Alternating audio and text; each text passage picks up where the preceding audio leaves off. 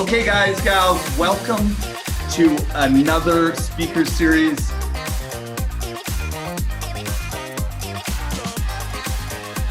All right, here we go. So let's dive right into the questions, as long as you're cool to start with that. All good. First things first, just to get the ball rolling, when did you start real estate? How long have you been in real estate for? Well, I've been licensed for about 10 years. Part of that, I was a development manager for about 5 years. So I've been in real estate for about 15 years. Yeah. And in the development side before, you were doing, I was a project manager on the island, actually. So I was doing, I started off with, I have a marketing degree, business science, actually BSc in marketing. And so naturally, I went into the marketing field when I returned back to, I went to school in the US, so returned back to school in Canada, work in Canada. I went to Victoria because that was the only place I could get a job in marketing, and it was in the real estate field. Ended up being a junior marketing manager, which is a very, very interesting title for somebody making $11 an hour. And ended up, looking at, so that was my first experience in real estate, and watched the project managers and watching them go through the, the various parts of real estate, from rezoning to subdivision to vertical construction, single family, multifamily. And I was involved in project marketing. That being said, so I really wanted to be on the project manager side. So I basically, without urban land economics, without an engineering degree, taught myself how to build a house and how to subdivide land and all that kind of jazz. So about 2 years in, I was given the opportunity to become a junior project manager. Ended up getting the worst project possible, which was on Salt Spring Island. So for about 2 years, back and forth, 7 a.m. ferry, back on the 750 ferry, and I ended up completing a 29-lot subdivision on Salt Spring, running the sewer up from Ganges all the way up to the site, and building 3 houses by the time I was 28. So it was it was a problem-solving, I guess you would say problem-solving learning experience. Really tiring, but I learned so much in those 2 years, being self-taught and asking questions, and also, selling real estate. I kind of hit my peak in that industry, in that company, and when I hit my peak, I'm very competitive. When I hit my peak and somebody tells me what I'm worth, that kind of jars me. So, I had a friend in Victoria. His name was Taylor Conroy. He owned the condo group, if you've heard of it. They called him Condo Conroy. It was kind of interesting. Anyways, he wanted to bring the condo group to Vancouver. So I jumped on, got my license, came to Vancouver. That thing went to shits in 2 months. Ended up in TAC real estate, which is was the resale division of Mac Marketing. And that's where I, sat at the desk at the bullpen, not knowing what I'm doing, bleeding money, and looked to my right and I see DJ Denner. First I've ever met him. So I'm from West Vancouver. We both, we start talking. He just over conversation. He's actually next to Leo Wilk too. So we're all starting at the same time. And he in condo Leo back then. And he goes, I want to door knock West Vancouver. And I go, hey, I'm from West Vancouver. Why don't we door knock together? And that's how it started. Two months in TAC, we left. DJ went first and approached Angel Hasman Associates, the biggest luxury brand on the North Shore, or probably in Vancouver. And they hired him. The next day I walked in, they hired me, and that's how our careers really started. So, a lot of interesting past, a lot of fortunate things, but it was, that's 10 years ago, almost 10 years ago now that we started Angel Hasman Associates, and haven't looked back. That's hilarious. Yeah, I remember working with DJ. I was a mortgage broker, and he was at Remax in Maple Ridge for a little bit there. Right. I don't know how long that went, but it's a small world, super small world. And I think the last time I bumped into him from then was when we met at the conference there with Ryan Serhant. So you gave us a little bit of a glimpse at your first year. Yeah.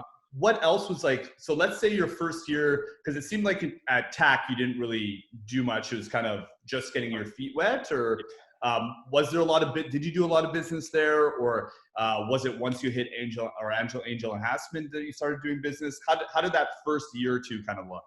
So I thought jumping into the business, I was going to get right in, knowing what I knew in real estate, from the development management side of it, or it was going to be a piece of cake. So I started doing open houses, and I realized how hard it was. Meeting people, convincing people to use me as their buyer's agent, because I'm just looking for buyers at the time. I was doing opens, it's got to be 3-4 days a week over at Dolce Vita when that was under just completed, and there was 30 units left. So I was helping out there.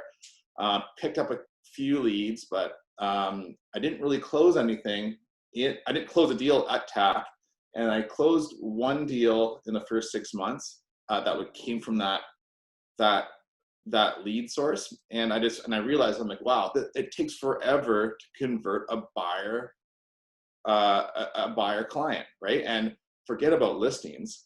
I'm just trying to pick up as many buyers as possible, take them on these ridiculous tours that I had no idea how to manage, and spent a lot of money on printing, a lot of frustration, and almost went broke my first year. I think I made $23,800 my first year, something like that, and probably spent 40 grand. So, and probably worked 100 hours a week. That's what it felt like anyways. So it didn't quite make sense the first year. So your first year, were you kind of stuck on the open house thing, or did you do really anything else, or really just focus on the open house and trying to convert them? Well, I door knocked like crazy. We, DJ and I both door knocked, in West Vancouver. We were door knocking, trying to get comfortable. My first door knock was probably the most awkward moment of my life, where I was just standing there and the guy gave me absolute shit and said, "You are no better than a lawyer." And I'm like, what am I doing? What did I just do? Like, this is the worst life choice ever. And, but I'm going to tell you what, you got to have a really thick skin and a really good resilience to rejection. And if you want, you have to, as a realtor, rejection is an everyday thing. And as you get more seasoned, you're going to be able to utilize that rejection and make it into another source of a takeaway close. But at the beginning, you just have to build your armor. So door knocking is a great way to do that. And then open houses. I was doing open houses for Eric Christensen, Malcolm Hasman. I was, as many as I could do in a week. And I'm talking during the week. I have nothing else to do. So why not do agents opens or as public opens from 2 to 5 on a Wednesday by a school, right? Trying to see if I can get meet as many people as possible while door knocking and just trying to do whatever I can to survive. And ultimately, you get your groove, you get your scripts, you get your rhythm, and then you start seeing way better results as the more you practice. And that's one thing you and I have had a few conversations, and I think have stuck out through our conversations, is every time I'm talking to you, you're always like, yeah, I'm just looking for any opportunity I can latch onto. Like you're always searching, always prospecting, always kind of hunting for that next deal, right? Yeah, I feel like, at the beginning, it's just you put your like giant gill net and you're just grabbing everything as you possibly can. And then you're sifting through it to see what's a keeper, right? Right. And it takes a lot of experience to figure out, what is and what's not, and what seems like it's a keeper sometimes ends up being a waste of absolute time. But as you become more experienced in the business, you can weed out the good from the bad and the fakes. In my industry, you see a lot of fakes. A lot of people that say they have a lot of money and they don't. So you have to be able to ask the questions, respectfully, and try to weed that out. That's something that I experienced early on. There's a lot of fakers out there. Go ahead. Sorry. So, and to kind of guide back to what you were talking about your first year or two prospecting. So what would you recommend, like looking back at what you did versus what you do now? Because I know we're usually like 50-50 on newer agents or experienced agents. What would you recommend a brand new agent? And actually, I was going to ask it later, but might as well do it now. Looking to even get in the luxury market right off the hop with no experience, and or maybe non-luxury. What would you recommend they do at the beginning? Right, good question. Well, the fundamentals are the fundamentals. Doesn't matter what market you're in. So open houses, Yes, 100%. Right now it's difficult, but when it goes back to more norm, double open houses, what I was doing, 11 to 1 and 2 to 5, Saturday, Sunday. You want to meet people. I mean, your store's open, people are coming, and they're mentally thinking real estate. Even if they're just looking, they're still looking at real estate. So you just lead generate, meet as many people as possible. And if you have to meet, if you have to do 1,000 hours in open houses to be successful, why not just do double open houses Saturday, Sunday, and cut that time in half, right? The days in half. So that's the mentality. Meet as many people as possible and work that list that you create. In the luxury market, there's brands that have spent millions of dollars on themselves to build their awareness. So picking a mentor or picking somebody to leverage is key. My mentor, Malcolm Hasman, he told me something very insightful. He said, Nick, half a paycheck's better than nothing. So the idea was for me to leverage his brand, the door knock, with his brand, so you have instant credibility. In this business, credibility is very important. So if you're not there explaining who you are and what you do, they recognize you right away. You are one step ahead already at the door, especially on a door knock. And it's funny that you mentioned that, because pretty much every speaker we've had on at the beginning is saying leverage teams when you're brand new, leverage the names, leverage all those kind of things. Yeah. And that's kind of what you're saying. Maybe not necessarily the team per se, but being able to use Hasman name out in that area is massive, right? Well, our team is built around that. DJ and I built a team, and the idea is to reduce the pain for new agents. It's similar to what you're doing with your brokerage, and guide people to do and how to create a business and not have to necessarily worry about hitting rock bottom or making big mistakes, financial mistakes, especially, or wasting time. We have successes in our team. Jack Lute, our team, in his first 2 years, closed a $6.5 million deal. It's he is very smart. He got the lead, but we were able to work together to put that deal together for him. And since then, I mean, that guy's sold a lot of real estate. He's made a lot of money in his first 2 years. But that's the success of a good team or a good brokerage, and allowing people to leverage your name. And kind of to go back onto, you did the open houses, door knocking, all that kind of stuff at the beginning, right? And you were using the name of Malcolm to kind of be able to get your foot through that door. One of the things that I know we talk about still, and just so people get an idea that the work doesn't stop when you start becoming better in your business, right? Like, you still do opens, even though you got a big team that's, done over $700 million in deals. I know we were trying to hit 200 million this year, et cetera, right? These are huge numbers, but you're still out there doing opens. You're still out there working with people, right? So yeah, well, yeah. I mean, until this whole COVID thing sort of flipped the business upside down. But yeah, I was doing open Saturday and Sunday still. I enjoy it. I mean, if you don't like doing opens, then you're in the wrong business. You have to enjoy at least a Sunday, 2 to 5. I never do 2 to 4. If you're setting up for an open house, might as well open up from 2 to 5. The theory behind that is you're going to have 50 competitors from 2 to 4. You're going to have yourself from 4 to 5. And my open houses are really, really busy between 4 and 5 because of that. And especially when we get back and ramped up again, we're going to have a lot of inventory in the market. 2 to 4s are going to be standard. 4 to 5 is going to be very rare. Maybe not now, since I've told everybody, but that's, I find that as a competitive advantage, and people appreciate it. When somebody sees you working a little bit harder, giving sometimes it's the last 10% that will convince somebody to use you. So it's that seems to have worked really well. There's a lot of different variables that create success in the business, but hard work, you can't replace it. There's no systems that can replace hard work.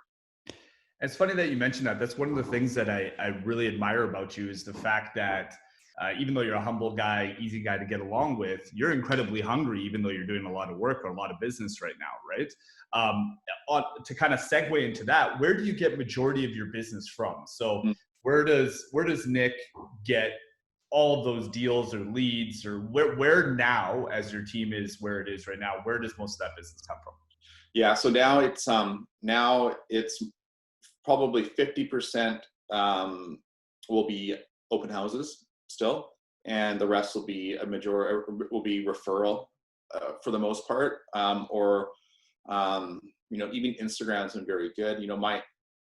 4 years ago, almost 5 years ago, Instagram sort of rang a bell to me. It was because I received a lead random. I wasn't even using Instagram as a lead gen tool, and a Chinese kid was following me on Instagram, loved what I was doing, which I don't know what I was doing. I was basically recording houses and showings throughout the day, and he goes, my parents are flying in from China. I want you to help us buy a house. So long story short, in 3 months, I closed a $6 million deal, lead off Instagram.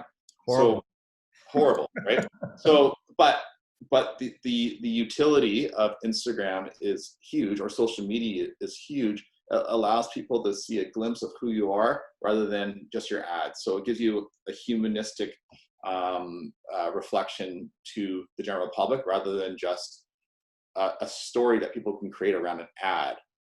Especially in the luxury market, people think that we're egotistic and dicks. Like, honestly, they do. And then they meet us and they're like, well, you guys are really normal. And in fact, we sell big houses. We can't afford big houses, but we sell big houses. I love it. And I think you're 100% right. And I think probably a portion of, there probably is some people in your industry that are dicks like anybody else. But I think a lot of the big shots that I've had a chance to talk to have all been super nice. So I agree with you there. They are. Egos, the lone wolf ego guys, that is a thing of the past. It's gonna, people want to see authenticity and service. I mean, we're in the service industry. So where did your brand come from that you developed? Because it's a gorgeous brand. We see it all over the place. You have a great presence, obviously, on social media as well. Is there a plan behind that? Or did you all of a sudden say, this is what we're going to look like, this is where we're going to go? Or did it just slowly evolve? Well, I like to say that we're innovators, and we've been innovators from the beginning. We were probably one of the first to ever use Matterport. We used Matterport 4 years ago. But our brand sort of came from, and this, I have to give DJ a lot of credit for this, because he is the artistic visionary in that sense, and a lot just looking and researching brands in the U.S., successful luxury brands, and applying it to our market with our spin that's made better for a Canadian market. So that's where the brand sort of initiated. But I mean, I've been through 3 websites. DJ's been through 3 websites himself. We spent a lot of money, figuring out what works and what doesn't, and it just evolved over time. Part feeling, part research, part timing. Yeah. And so, do you kind of to get into? Oh, sorry. Here, I got actually a really good question here. So what's the biggest difference or change in expectation that you find working with luxury clients versus normal clients? Good question. The biggest change in expectation, okay, well, what's a normal client? I don't know. And they're all normal clients to me, right? Are you talking to, let's say like $1 million or less, or 1.5 and less, or something? What's your client like that just bought a $17 million place with you versus what's your client like that buys $1 million? And I know there's probably less of the $1 million now, but what is the difference of those clients? What are they expecting from you versus, or are they all expecting the same thing? It depends on the people. Sometimes, like I sold the co-founder of EA Sports' house, and he was much easier than a first-time home buyer, I'll tell you that. He was just, so it was a much easier process. And first-time home buyers are the most difficult buyers to work with, or clients to work with. They're like nervous chihuahuas, right? But they're fun though, because it's more satisfying to get somebody into their first home than it is to sell somebody's $8 million house. Like, honestly, it is. It's more exciting, right? It's just a different type of excitement. But the difference would be, I think, for the very highly sophisticated CEO or athlete or somebody like that, is that, you're probably dealing with lawyers, or when we work with the athletes, we're dealing with their managers, or we're dealing with their bankers, and we're not dealing with them directly all the time. Same as CEOs. I mean, we deal with their assistants. So I would say providing more market information, keeping them very high tuned in tune with the market is probably the best approach, because when they're completely up to speed on the market and they're educated, it'll help your close at the end of the day. First time home buyers, is just keeping them, from running away. Right? So you're just managing these clients a little bit more with like market updates and tunes and stuff like that, basically, right? Yeah, market updates, and it's like, anybody who's in real estate, everybody has, you're dealing with personalities. So you're basically you're adapting what you're offering to their personalities and tailoring an experience for them. There is no template. Like, there isn't. There's maybe general rules and regulations, but each person, you might have the most artistic person, you might have the most narcissistic person. You have to be able to update, or you have to be able to adapt to people like this and think 3 steps ahead. And it doesn't matter. The zeros don't matter. I mean, if you think about it, $1 million house in I don't know, in Hope is like a $10 million house in Vancouver. But could be this. It makes the numbers don't matter. It's the personalities, right? And so what we do is we bring a level of service to our clients in the luxury market. It doesn't matter if you have a $300,000 condo or a $30 million house. You get the same photographer, floor plan, videographer, brochures.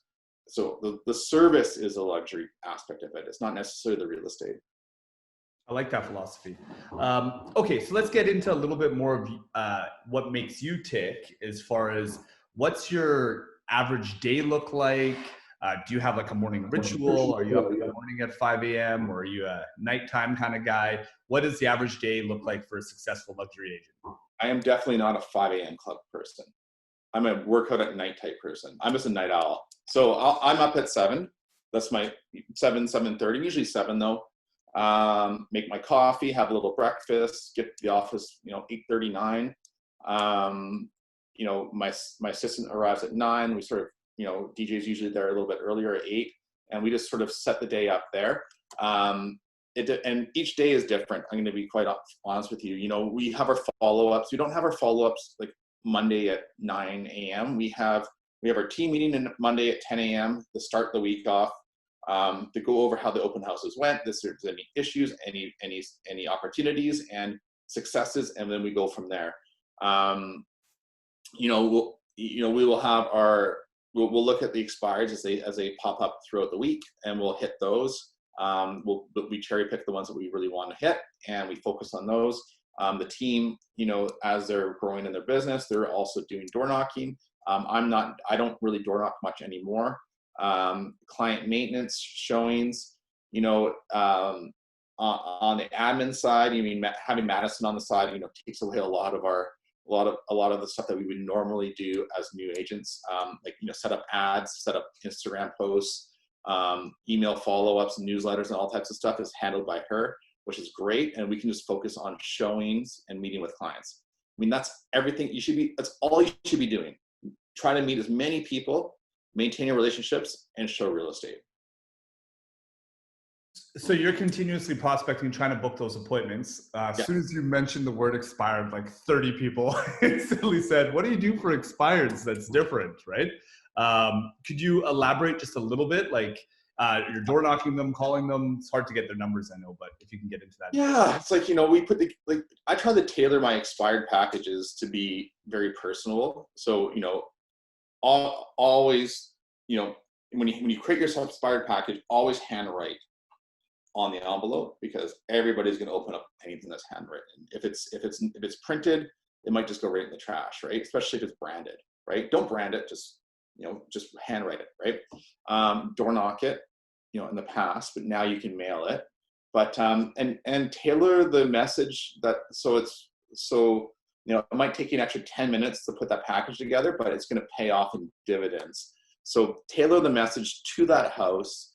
We pull title for every expired that we hit. We treat them like they're our clients already until they say no, right? Or until their agent calls us and says back off, right? And we're respectful about that, and that's what happens. We're all realtors. So and if they don't respond, we go again and again and again until they're on the market with somebody else, until they tell us no, or until they're our client, right? We're just persistent, but we don't harass or hound. We're very respectful in that way. And I think that approach has been very good for us. And it's been, when you're going after a $5-6 million expired, and they're getting hammered, like literally hammered, door knocked like crazy, you have to be different to stand out. And respectful is the best way to do that. So do you guys door knock that though and drop that off, or is it just through the mail? Well, now it's through the mail, but before we door knock, we hand deliver always. Awesome. Okay, so let's move on to the next question I go. So holistically, what would you say your business philosophy is? Like when you, like for example, I think you've heard me speak, mine's value and leverage. What would be some of the things that when you're going to create, when you and DJ are going to have, okay, well, we're going to expand the team or we're going to market differently. What are some of the different things that you, run those ideas through, that gill net through to figure out what you're going to do next? Okay, well, there's no opportunity too big or too small, right? Our quality of service will never lack, regardless of price. We are consistent based on our brand, and we're always good to people. We're always honest to people, and we don't lie, cheat, or steal. I would rather have a career in real estate and make less money in 2 years than some agents do. Unfortunately, they'll lie, cheat, and steal for the first 2 years, and they just nosedive, right? I'd rather have a consistent growth. Treat this as a long-term business model, and just show up to work. That's one of the things we tell everybody: just show up. People sometimes forget that to show up. If you don't show up, you're not going to be successful. Go to the office, people. You can't work from home. You can't. Like I've never seen anybody be successful working from home. Even the top agents in my office are the top agents in Canada in luxury. They go to the office.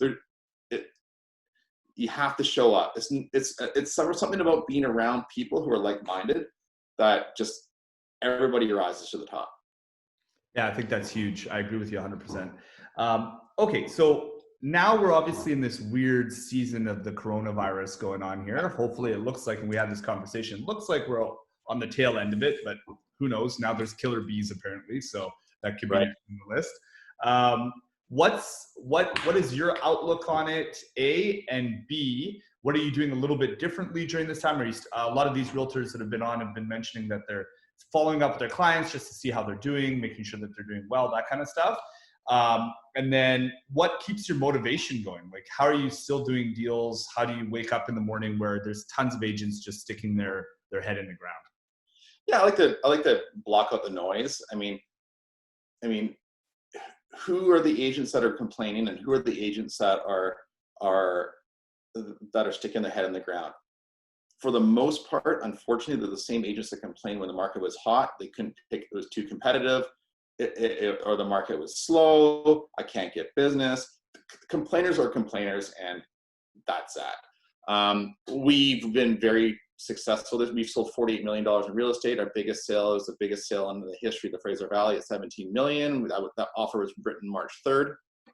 Okay, so that was right smack in the middle of coronavirus. So there's opportunity there. You just have to open up your eyes and look around and adapt a little bit. But following up and maintaining conversations with your clients is huge, and keeping them informed on the market, and be honest.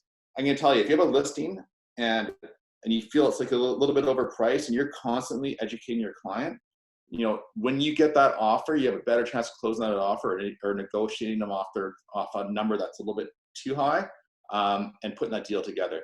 So we might only, our volume might be down, but that's a challenge for our whole team. We have so much business right now coming from referral, because we are in touch with our clients. I'm going to tell you, if it doesn't transcend or transact in the next 3 to 6 months, next year is going to be a crazy busy year, because we maintain those relationships. So think long term, but also there are great deals out there right now. there are incredible deals out right now. So get those buyers, get those sellers, however you can. You put it out there. You put it out this way to the universe. It comes back this way. You know, it's just the way it works. But you have to work hard and not stop. Yeah, and I think that's awesome. And I mean, for everybody, just to kind of click that in again, even for myself, I've been telling myself, I'm like, wow, Nick, everybody else is scared, and Nick's basically set a record price in the Fraser Valley, an area he doesn't really even work. But I mean, I know you have a team out there and so forth, but it's mind blowing to think that you have a $17 million place where everybody is running to the hills, right? So it's a lot of it is mindset. Obviously, we talked about this, your $200 million goal probably won't hit this year. You'll probably do 120 or 130, but that's still 120, 130. It's massive numbers. And if it turns around, you might hit your 200 million, right? But it's a different kind of mentality talking to you. Well, we have 100 million in listings, so if we sell them all, we're almost there, right? You know, yeah, it's opportunity comes from everywhere. We now hold the record for the Fraser Valley. I hold the record for Pitt Meadows at $4.5 million for a single family home. I've never ridden a horse in my life, but we sold a $4.5 million. It's things come, just don't stick in your little bubble. Open up your eyes, look at the opportunities, and take advantage of them. Especially if you have a lot of time right now. Don't say no. Like we will take South Surrey waterfront. It's okay, you know. But you don't know who they know, and that's just going to be another lead funnel for you in the future. And that's how these things happen. It's funny that you mentioned that too, because I remember it was you and I and Ryan Serhant having that conversation, and New York was going completely dead. And he's like, well, you know, at the end of the day, it's great to sell $100 million place, but that's more of an ego thing, right? I'm going to go wherever I can sell. That's my job. And then he ended up opening up in Brooklyn and all these other things. And basically when everybody else was dying, he was making a killing, right? So it's very similar to what you're kind of talking about right now. Yeah, I mean, his motto is expand in all ways, right? And that's, I guess it's a very similar philosophy. And, you know, you don't want to overstretch yourself everywhere, right? But you still want to pick and choose your opportunities. Like, I don't think I would take a $30 million listing out in the Fraser Valley right now, because that was a 2.5 year sale. Unless I knew that they were motivated to sell, right? Things have changed. And, you know, the 17 million one-off, has happened once so far, but you know, I would put my energy into more volume-based business right now. And if you have high net worth, high price real estate clients, then you know, just maintain those relationships. And as soon as the market starts to pick up, or as soon as you have opportunity, put it on the market. Or you know, we're doing deals right now off market, just because, you know, our clients don't want to be on the market. I have a buyer, whenever they can fly in from Ontario, his budget's up to 20 million. I have 4 listings lined up for him to see that are off market, just through relationship. That's huge.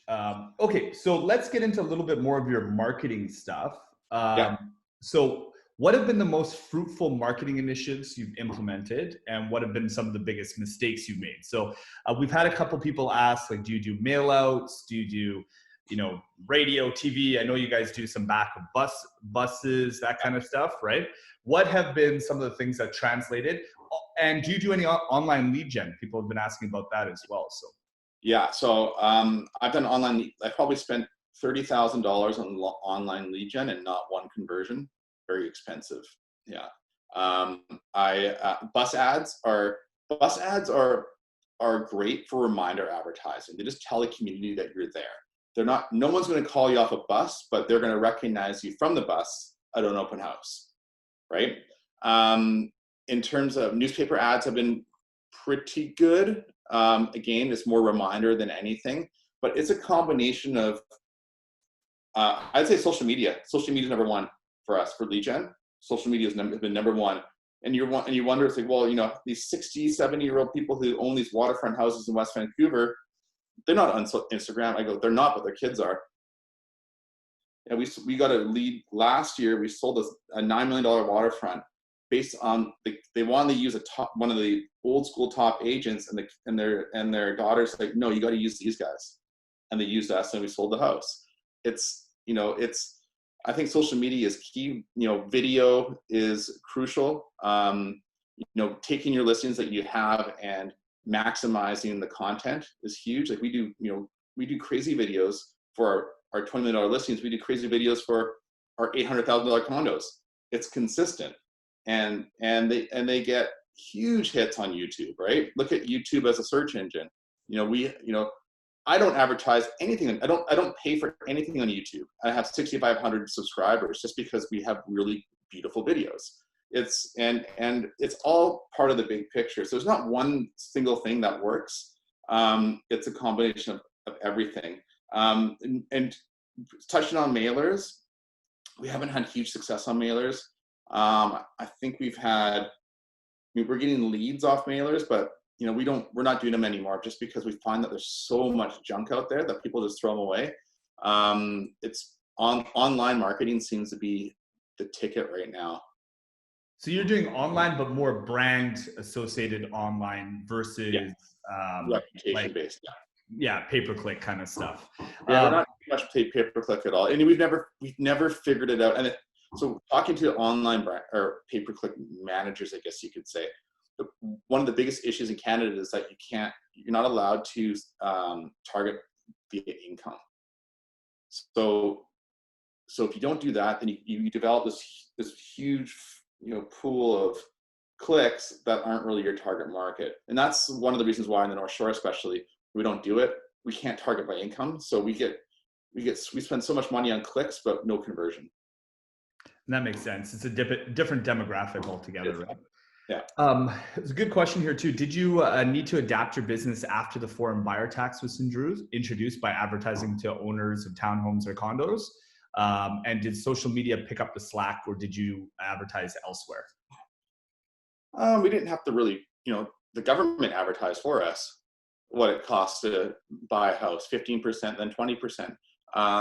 It didn't really affect us at all. I mean, if you looked at the amount of foreign buyers that were actually buying on the North Shore, it was still like 5%. It wasn't a huge part of the market. The media made it look like it was much bigger. I think in the pre-sale market for sure, it was pretty big, or maybe in the downtown condo market.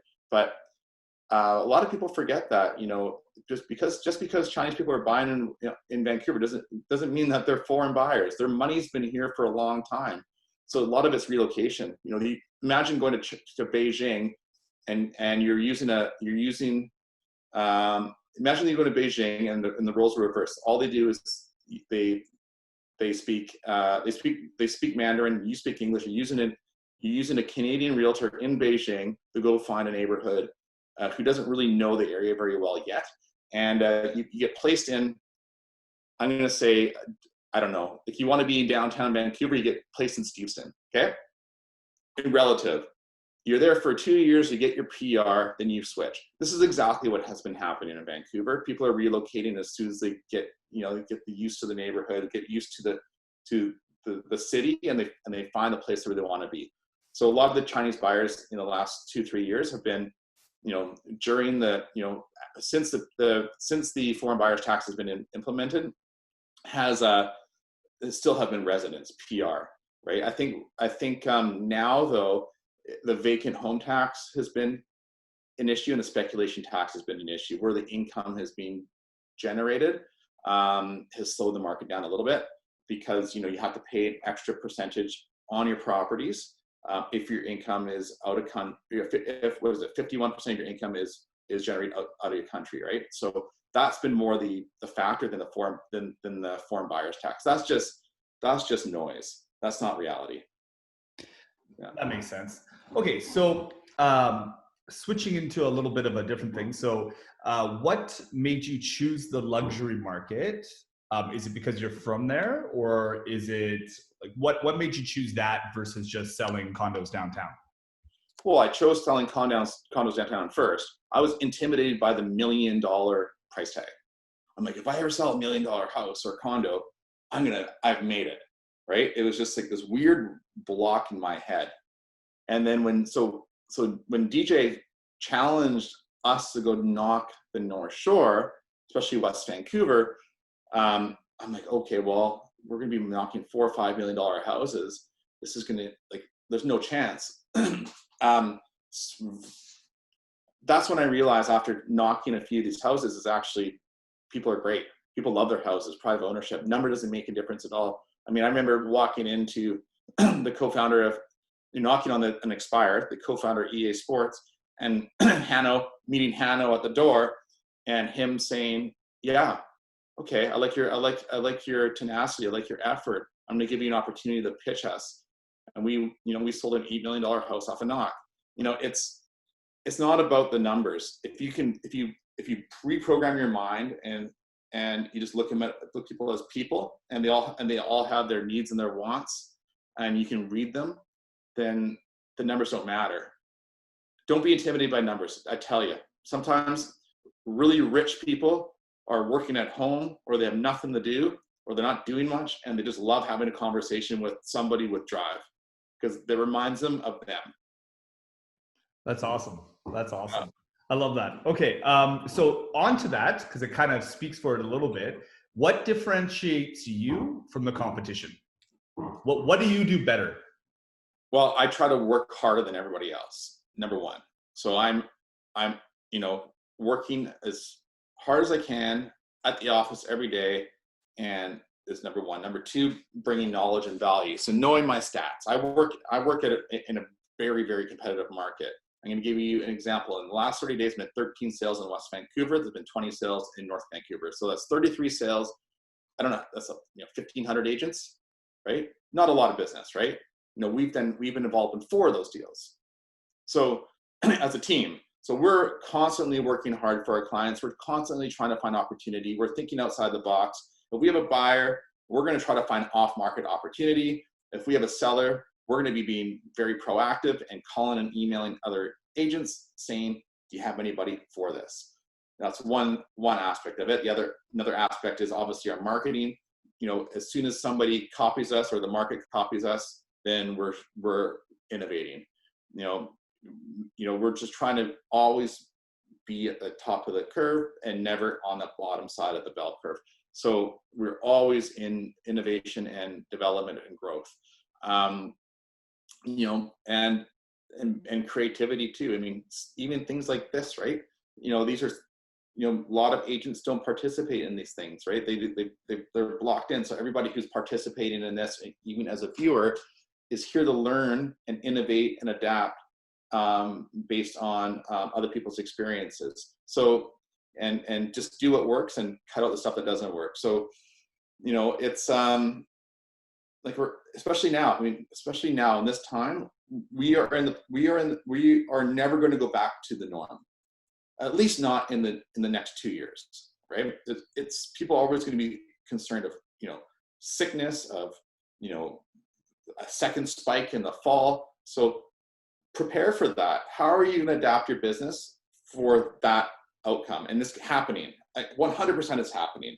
So don't hope that it's not going to happen. It is going to happen. This thing isn't going away. Just like the flu, this is a really bad flu that affects way more people. So it'll come back just like the flu. So, if you are health conscious and you're telling your clients and your audience that you're I have hand sanitizer, I have masks, and this is my protocol that I set up for my business to protect all buyers and sellers and agents, I guarantee you're going to gain respect off that. If you're acknowledging the elephant in the room in your expired packages, and educating people about that, inviting people to Zoom conferences, or telephone calls as your first listing appointment, people will respect that. You're going to have feedback. It's worked for us, right? So, and I can tell you it's going to work for you. So just adapt your business. Recognize COVID is here to stay for some time until basically there's a vaccine that everybody has, and acknowledge it and embrace it as an opportunity. So And that's actually a good segue into the next thing that I was gonna ask you about. So you've really been on the forefront of like this sharing and always giving information. Like you had that podcast that was super popular, Real Talks, right? I Real remember. talk. Yeah. Yeah. What made you do that? I remember listening to it. You've had a whole bunch of hitters on there as well. What made you start that podcast? And has it helped your business at all? Actually, on the side note. So the reason why I started the podcast was I was looking for a real estate podcast that I could relate to, and I couldn't. I kept on like finding these podcasts in the US. I was about like, I'm going to do 200 ends. I'm going to make $10 million, and I am so great. And let's talk about how great we are. And that's not right. And I just get tune out. There's no value there. It's just so I said, well, I'm gonna start a podcast. I'm gonna buy this mic, and I'm gonna figure out how to do it. So I started a podcast, recorded myself, and recorded DJ, and then I think I recorded Sidra after, and then I got all this great feedback about the stories that were being told, and then ended up just like, it's funny, when I was down in LA and we were invited down to the HC party. It was just one of the agency birthday party, what year it was, right? And it was, with our relationship with Jason Banab, because they had just joined the agency in Victoria, we were able to, humbly go to Maurizio's house and Kyle Richards' house and be a part of that and just experience it. And while I was there, I met Santiago Arana and I met James Harris, and maybe it was one too many cocktails with James. I go, James, I want you on my podcast. He's like, sure, man, tomorrow at noon. I'm like, oh, great. And then I went to Santiago. I go, Santiago, I want you on my podcast. He's like, sure, man, 8 a.m. I'm like, okay. So we're at Pacific Palisades at 8 a.m. and then Beverly Hills at noon on Uber, taking my mic and my laptop around. And I got to interview some of two of the coolest agents. These guys sell, I think Santiago sold by himself 300 million last year. And James he had probably $1 billion listed of real estate, and he was at something like 400 million in sales. And that was end of August, end of August 2019. So, but to hear that they came from nothing, both of them came from nothing, kind of resonated. And my podcast resonates from people who, the most successful people that I've ever met in real estate struggled, right? You have to struggle. And the struggle creates the drive. It's the humanistic survival mode. I will do whatever it takes to live. That is probably the most powerful energy you could have in business. And if you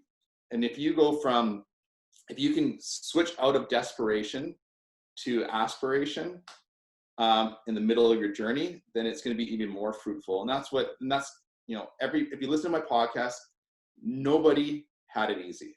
Malcolm Hasman, it feels like the hardest, the more difficult people had it, the more successful they are now. It's quite something.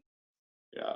Yeah, it's crazy. I had a chance to go drinking with Gary Gold. He sold the Playboy Mansion when I was down in LA last time. It's a very similar story. It's just hilarious. He's barely being able to survive, and then he picked up some rock star as a client and just went straight through the roof from there. But what made you do that? It was just to learn more and like get an opportunity to build these relationships, or what made you start that podcast? Both. So there's a few different reasons why I did that. One is to create something that I could share with other people, other agents that were struggling, because DJ and I get asked, the same questions that you ask all the time. Like, I'm a struggling agent, what do I do? So, I thought this would be a good medium to reach more people. I mean, I had no intention to make money off it. I have no consistency in terms of when I release one. It's how I feel. I record one. And if I feel that there's somebody's going to give good value and it's the right timing and I'm not that busy, then I'll do one. So I haven't had one in a while. And, I have Daniel Daggers who's probably going to jump on sometime soon. We'll see. But he's probably up next. And, I'm hoping that if that will transcend to his relationships, probably maybe even Ryan Serhant, if I get lucky enough to get him on board again. Like, I should have asked him when I was there. I didn't, but I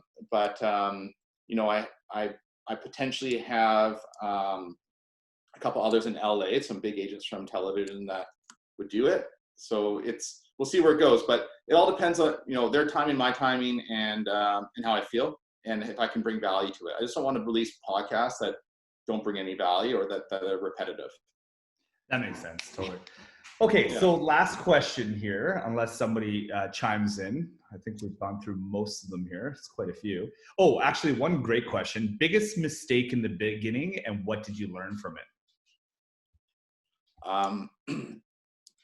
Probably being overconfident is probably and not really having a plan, just thinking that I'm just going to get my license and I'm just going to make money.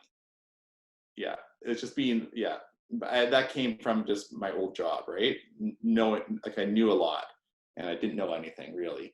The biggest mistake is that if you don't, first of all, save money. I would say if you're a new agent, at least put 30 grand away, if not 50, if you can. Your burn rates, I have a blog post on my website, and it's called, Cost of Being a Realtor? And I think I ended up I have to look at it again. It's like, it cost me $120 a day to go to work. That was my year one, right? So, and that was based on 365 days, not a 5-day week. So it cost me that much to go to work. So not understanding your finances and your burn rate is a big mistake. You got to be financially in tune. I think I see big mistakes done, even seasoned realtors. They don't save money for taxes. They don't know what their burn rate is. This is a business. So have your finances in order. 1, 2, if I could do it again, I would right away find a big agent and leverage them. That will save you a lot of pain, and it'll increase your trajectory in the business. The best way to do that is offer them half the commission of any lead that you get. They're going to be all over it. They're going to be sure, but their job is to pay for the marketing, and they're going to be top of listing while you're second. But you're going to manage the client with them, and you're probably going to do all.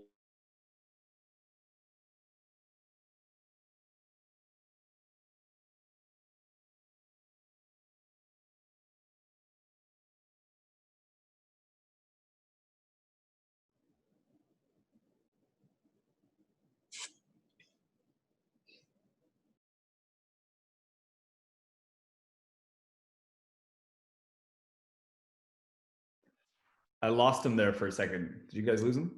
Oh, there we are. I'm back. Okay, perfect. Yeah. The third thing, I don't know if you heard me. The third thing. So the third thing is pick a brokerage that serves your market. It's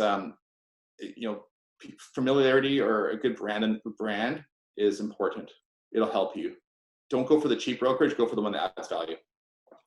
And it's funny that you mentioned that, because obviously I would try to do anything to steal Nick. But the funny thing is, and we had genuine conversations, is there really isn't, I can't give what he's gotten already, right? So it makes complete sense being somewhere that makes best sense for you in the long run and the decision that you're going. Okay, last question, brother. Sorry, we're a little bit in overtime, so I apologize for that. But last question is, what does your business look like in 10 years? What's the plan? What's the ambition? Where are we going to see Nick and company in the next 10 years? Well, I can share some things I won't, but some things I will share. We want to be, like DJ and I are aligned in our vision. We want to be selling at least 250 million a year. We want to have our team expand to probably at least 1 to 2 agents a year. That's manageable, and we want our own storefront with our brand, right? I love my brokerage. Would never ever think of leaving my brokerage. I am so invested in what we do, and just because we're in West Vancouver, and it's the people in the brokerage that make the brokerage, not necessarily the name. And the people are awesome, and we get along really well, and we help each other along the way. That's any good brokerage will support you that way. And I know that I've heard great things about your brokerage. I know it's the same way as your brokerage as well. And just, there's some things that we can predict, and I want to get into project marketing. I want to get into international sales. There's a lot of cool things that we want to do in our big vision. Yeah. That's awesome. And the industry allows you to do that. And as long as you're plugging forward, it's going to be a no-brainer for you, right? Absolutely. Awesome. Well, thank you again for going overtime. Thank you, everybody, for joining us today. Nick, you ripped it up. I've already got like 50 thank you so much privately sent here, and you've been an amazing speaker. For those of you that have this link, every Tuesday and Thursday, basically, except for one missing in there till the end of May, we are going to have these. Our next speaker is a pretty amazing guy too, Trevor Street. He did 1,600 units sold in the last few years, project marketing guy. So if you have any questions on project marketing side, he's the guy to talk to. Over, I think it was 600 or 700 million sold in the last 3 years. So yeah, stay tuned. He'll be on Thursday. Thanks again, Nick. You're an all-star, and I really appreciate you coming on today. I think by the talk, everybody else did too. Oh, wow, that's great. All right. Have a good day, everybody, and good luck. Thanks again, brother. Take care.